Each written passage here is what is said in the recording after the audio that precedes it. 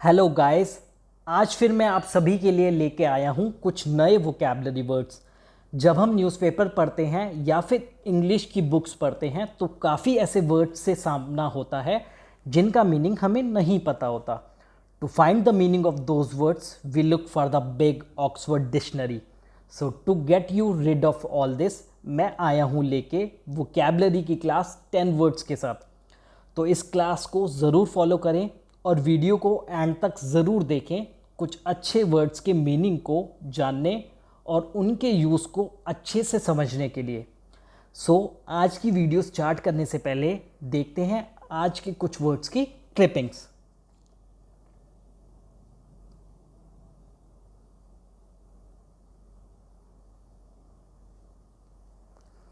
Hello guys, this is Deepak and welcome back to my YouTube channel deep study. Let's make it easy. आइए शुरू करते हैं आज के वर्ड्स के साथ।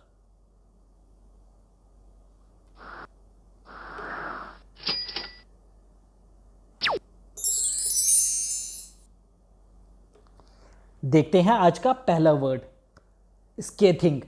स्केथिंग का मतलब होता है दोस्तों अत्यंत कठोर शब्द यूज़ करना। किसी को डांटते हैं, फटकारते हैं तो अत्यंत कठोर कटु शब्द यूज़ करना। Bitterly severe remark. इसके सिनोनिम्स देखते हैं। Scornful, virulent, harsh. अब इसका मीनिंग देखते हैं सेंटेंस के through. She launched a scathing attack on the prime minister. उसने प्रधानमंत्री पर तीखे शब्दों से हमला किया। बहुत ही कठोर शब्द बोले, बहुत ही बुरा भला बोला प्रधानमंत्री को। अब आते हैं इसके याद करने की ट्रिक पे।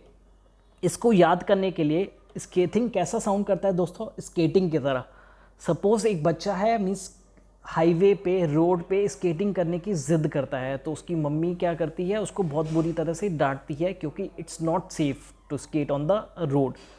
तो I was skating on the highway so my mom scolded me. तो स्केथिंग का मतलब बहुत ही कठोर शब्द यूज़ करना, बिटरली सिवियर रिमार्क। जैसा कि इस फोटो में भी दिखाया गया है कि ये जो बच्चा है रो रहा है क्योंकि इसकी मम्मी ने इसको बहुत बुरी तरह डांट दिया है। हो जाएगा याद।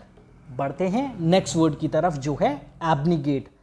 एब्निगेट का मतलब होता है मना कर देना, किसी चीज़ को नकारना। डिनाई समथिंग, रिनाउंस और रिजेक्ट समथिंग।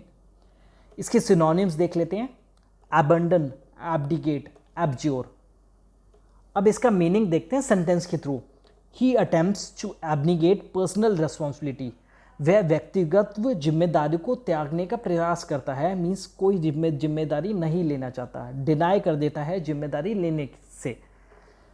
अब आते हैं इसकी याद करने की ट्रिक पे दोस्तों।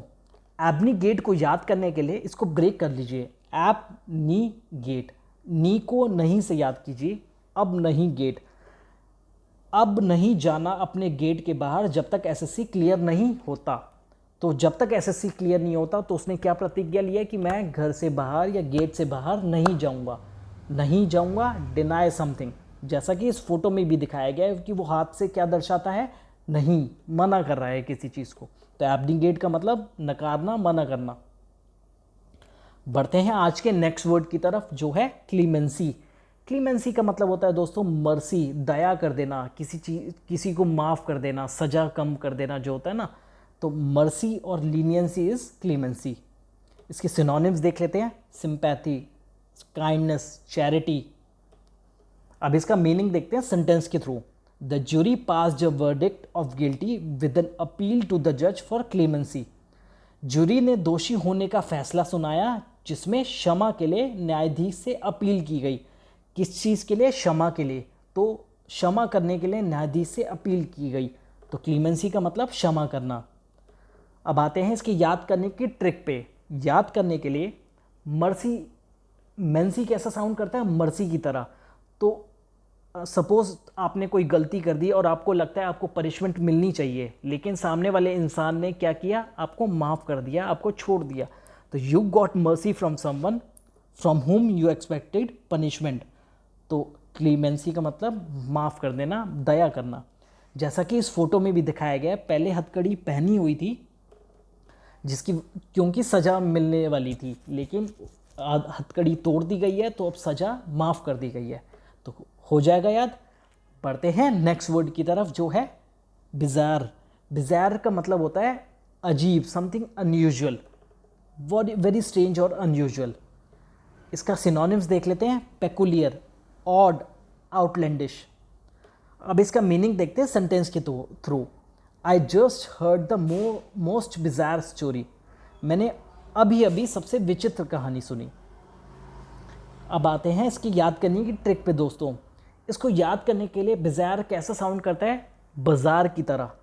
अब फॉरेनर्स जब आते हैं इंडिया घूमने तो उनको इंडियन मार्केट्स कैसी लगती हैं, वेरी स्ट्रेंज, पेकुलियर, ऑड लगती है।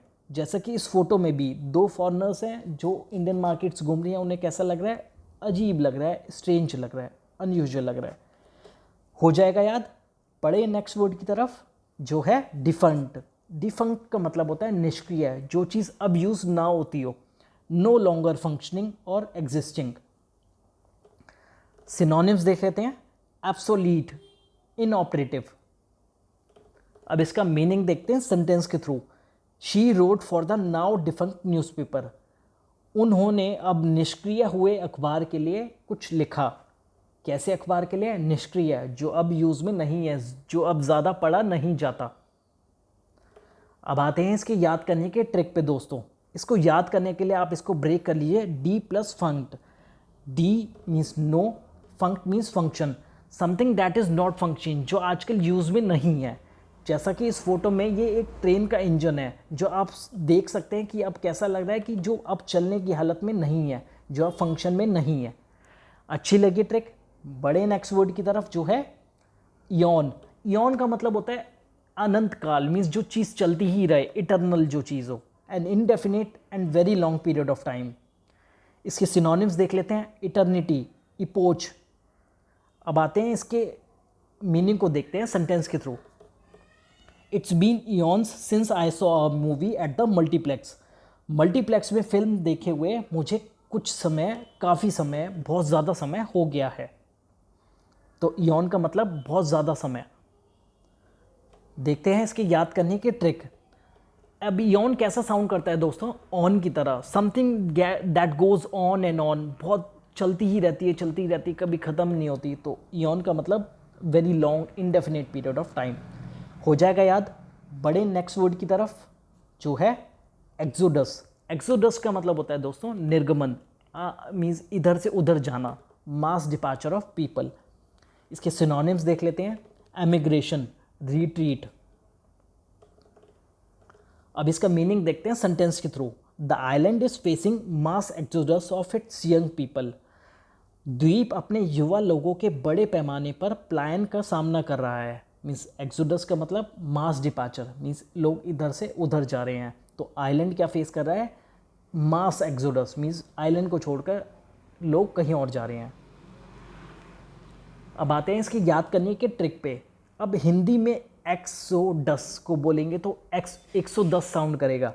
तो जैसा कि इस फोटो में है, तो 110 लोग क्या कर रहे हैं, यहाँ को छोड़कर कहीं और जा रहे हैं। तो एक्सोडस मीन्स 110 लोग छोड़ के जा रहे हैं, means mass departure of people. अच्छी लगी ट्रिक। बढ़ते हैं आज के नेक्स्ट वर्ड की तरफ जो है हमारा कैविल। कैविल का मतलब होता है दोस्तों नुक्स निकालना, मीन्स अननेसेसरी फॉल्ट्स निकालना, to raise unnecessary objections, make petty objections. इसकी सिनोनिम्स देख लेते हैं, कार्प, ब्लीट, कंप्लेंट। इसका मीनिंग देखते हैं सेंटेंस के through. A customer cavilled about the price. एक ग्राहक ने कीमत के बारे में नुक्स निकाले। क्या करा, नुक्स निकाले। अब आते हैं इसकी याद करने के ट्रिक पे दोस्तों। इसको याद करने के लिए कैविल कैसा साउंड करता है आपको, एविल की तरह। अब कोई एविल पर्सन है, वो क्या करेगा, वो तो अच्छी चीज़ में भी नुक्स निकालेगा, गलतियाँ निकालेगा। तो an evil person always find unnecessary faults in the good. तो कैविल का मतलब रेज अननेसेसरी ऑब्जेक्शंस और अननेसेसरी फॉल्ट्स निकालना, जैसा कि इस फोटो में भी दिखाया गया है। हो जाएगा याद। बड़े आज के नेक्स्ट वर्ड की तरफ जो है वेहमेंट। वेहमेंट का मतलब होता है दोस्तों जोरदार, बहुत ही जोशीला, जोश भरा, शोइंग स्ट्रॉन्ग फीलिंग्स और इमोशंस। इसके सिनोनिम्स देख लेते हैं, पैशनेट, आर्डेंट, इंटेंस। अब इसका मीनिंग देखते हैं सेंटेंस के through. Despite vehement opposition the act became law. काफ़ी जोरदार विरोध के बावजूद अधिनियम कानून बन गया। बहुत ही स्ट्रांगली अपोज किया जा रहा था लेकिन फिर भी पास हो गया। तो वेहमेंट का मतलब बहुत ही स्ट्रांग। अब देखते हैं इसके याद करने की बहुत ही अच्छी सी ट्रिक। वेहमेंट कैसा साउंड करता है? सीमेंट की तरह। अब अंबुजा सीमेंट की ऐड आपने सभी ने देखी होगी। अंबुजा सीमेंट काफ़ी स्ट्रॉन्ग सीमेंट, बहुत स्ट्रॉन्ग होता है। तो वेहमेंट का मतलब सीमेंट, और सीमेंट क्या होता है? अंबुजा सीमेंट स्ट्रॉन्ग होता है। तो स्ट्रॉन्ग फीलिंग्स होना मीन्स वेहमेंट होना। अच्छी लगी ट्रिक। बढ़ते हैं आज के लास्ट वर्ड की तरफ जो है व्रत। व्रत का मीनिंग होता है क्रोध होना, बहुत ज़्यादा गुस्सा होना, एंग्री होना, एक्सट्रीम एंगर। इसके सिनोनिम्स देख लेते हैं। रेज, फेरी, इंडिग्नेशन। अब इसका मीनिंग देखते हैं सेंटेंस के through. A soft answer turns away व्रत। एक नरम जवाब क्रोध को दूर कर देता है। मीन्स बहुत ही शांति से, कोई गुस्सा कर रहा है सामने आप बहुत शांति से बोलिए तो उसका गुस्सा शांत हो जाएगा। अब देखते हैं इसकी याद करने की बहुत ही अच्छी सी ट्रिक। व्रत को याद करने के लिए कैसा साउंड करता है? रथ की तरह। अब महाभारत में आपने देखा होगा लड़ाई करने जब बहुत ज़्यादा क्रोधित होते थे तो लड़ाई करनी होती थी तो किस पे? रथ पे सवार हो के आते थे। जैसा कि इस फोटो में भी है, लड़ाई हो रही है दो के बीच और रथ पे सवार होके मीन्स सामने वाला जो है वो मार रहा है। तो व्रत का मतलब बहुत ज़्यादा क्रोध होना, एंग्री होना। तो ये थे आज के 10 वर्ड्स। अब बहुत जल्दी से रिवाइज कर लेते हैं अच्छे से। स्केटिंग, स्केटिंग का मतलब कठोर शब्द यूज़ करना, अत्यंत कटु शब्द। एप्नीगेट, एप्नीगेट मीन्स नकारना, अब नहीं जाऊंगा गेट के बाहर, नकारना। क्लीमेंसी, क्लीमेंसी मीन्स मर्सी, दया करना, माफ़ करना। बिज़ार, बिज़ार मीन्स बाजार, बाजार कैसा लगता है फॉरनर्स को? स्ट्रेंज, अनयूजुअल, अजीब। डिफंक्ट, डिफंक्ट क्या? नॉट फंक्शनिंग, निष्क्रिय। Eon, that goes on and on, अनंत काल।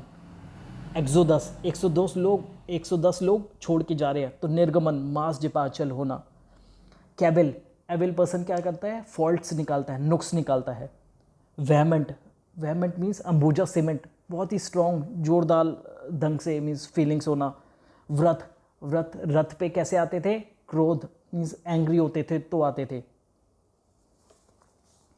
So that's it for today guys. I hope आपको ये वीडियो पसंद आया होगा और आपने कुछ ना कुछ ज़रूर सीखा होगा।